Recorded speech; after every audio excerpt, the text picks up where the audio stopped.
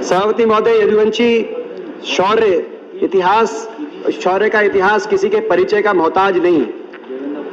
यदुवंशी शौर्य गाथा का संक्षिप्त मैं वर्णन करूं, उसमें विशेषकर मैं अहिरवाल क्षेत्र का भी संक्षिप्त परिचय देना चाहता हूं, जो दिल्ली के डाबर क्षेत्र से दक्षिणी हरियाणा और पूर्व उत्तरी राजस्थान तक ये क्षेत्र आता है।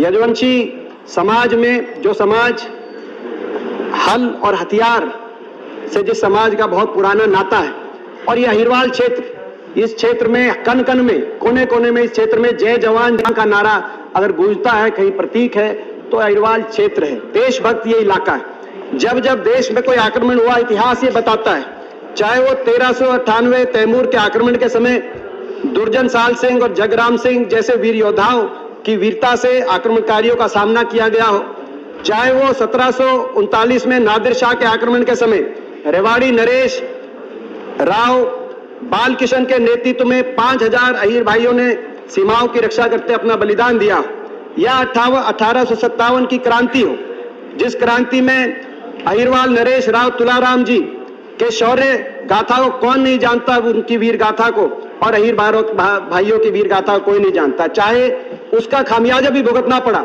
और ब्रिटिश फौज ने उस समय अहीर भाइयों की भर्ती पर रोक लगाई, लेकिन प्रथम विश्व युद्ध हुआ तो दोबारा से अहीर भाइयों के शौर्य को याद किया गया और 19,500 अहीर सैनिकों की भर्ती की गई।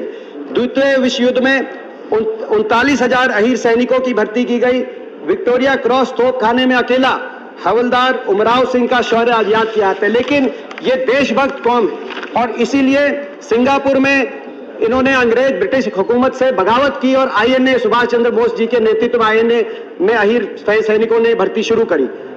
चाहे आजादी के बाद का इतिहास हो, 1947-48 में कश्मीर पे पाकिस्तान के आक्रमण को रोकते हुए रेजांगला 1962 रेजांगला की लड़ाई में 120 अहीर सैनिकों ने 5000 चीनी सैनिकों से मोर्चा संभाला और चुशुल एयरपोर्ट को दुश्मन के कब्जे से बचाने का काम किया। 1965 के भारत पाकिस्तान युद्ध की बात हो, 71 के भारत पाकिस्तान युद्ध की बात हो, या कारगिल की बात हो, अनेकों परमवीर चक्र, वीर चक्र, महावीर चक्र अर्जित अहीर भाइयों ने किए। तो मेरा आपसे मांग है, जब जब देश पे कोई हमला हुआ, आक्रमण हुआ, जय जय जय यादव जय माधव का नारा गूंजा। अब समय आ गया है कि भारतीय फौज में अहीर रेजिमेंट की स्थापना की जाए। मैं स्वयं आखिर में अपनी बात समाप्त करते हुए कहना चाहता हूं, मेरा भी इलाका पड़ता है, मैं 17 साल से सांसद हूं, शायद ही कोई महीना ऐसा ना जाता हो कि बॉर्डर से कोई डेड बॉडी, कोई शहीद की डेड बॉडी वापस ना आती है, और शहीद की प्रतिमा। टाइम हो गया।